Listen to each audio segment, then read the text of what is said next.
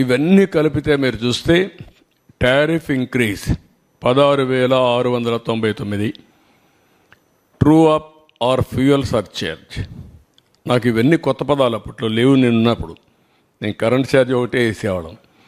ఇన్నోవేటివ్లో వచ్చారు వీళ్ళు, తెలివినంతా ఉపయోగించారు. అందుకే ఇక్కడికి వస్తే true up or fuel surcharge అన్నాడు, 5,886 కోట్లు వేశారు. ట్రూ అప్ ఛార్జెస్ అన్నారు, 3,977 కోట్లు వేశారు. ఎలక్ట్రిసిటీ డ్యూటీ 5,604 కోట్లు అయింది. ఒక యూనిట్కి ₹1 వేశారు. ఆ డబ్బులు ఎవరికి పోవాలి? ఎలక్ట్రిసిటీ డ్యూటీ యూటిలిటీకి పోవాలి. గవర్నమెంట్ తీసుకున్నారు. గవర్నమెంట్ ఇవ్వవలసినటువంటి టారిఫ్ వేరియేషన్ ఉంటుంది. అగ్రికల్చర్కు మేము గ్యారంటీ ఇస్తాం, అది గవర్నమెంట్ పే చేయాలి, అది పే చేయలేదు. గవర్నమెంట్ పే చేయాల్సింది పే చేయలేదు. ఎలక్ట్రిసిటీ డ్యూటీ వేసి ఇందులో ఆదాయం సంపాదించుకున్నాడు గవర్నమెంట్. మళ్ళీ అలాంటి వేరియేషన్ చేశారు. టోటల్గా వచ్చే కొందికి 32,166 కోట్లు అయింది.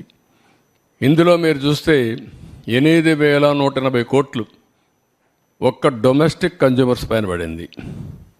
ఆవరేజ్ టారిఫ్ డొమెస్టిక్ కన్జ్యూమర్స్ మీరు చూస్తే ₹3.87 నుంచి ₹5.63 పెరిగింది. అంటే 45% డొమెస్టిక్ అంటే ఇంటికి వాడేవాళ్ళపైన కరెంట్ ఛార్జీ పెరిగాయి. పూర్ కన్జ్యూమర్స్ ఎక్కువ సఫర్ అయ్యారు. పేదవాళ్ళ మీద భారం ఎక్కువ పడింది. అంటే 78-98% వాళ్ళ మీద పెరిగింది. ఇంకొక పక్కన మిడిల్ క్లాస్ చూసి 29% పెరిగింది. మొత్తం 1,53,00,000 మంది కన్జ్యూమర్స్ సఫర్ అయ్యారు. ఇంకొక పక్కన పెండింగ్ ఉంది ఇప్పుడు మళ్ళీ 17,137 కోట్లు ట్రూ అప్ ఫ్యూయల్ ఛార్జెస్ ఏపీఆర్సీలో పెండింగ్ ఉన్నాయి. ఇది మోర్ రిలవెంట్. 50 యూనిట్లు వాడే వాళ్ళందరికీ ₹1 నుంచి ₹1.99 పెరిగింది. 100 యూనిట్లు వాడే వాళ్ళకి ₹2.44 నుంచి ₹4.53 పెరిగింది, 86% పెరిగింది.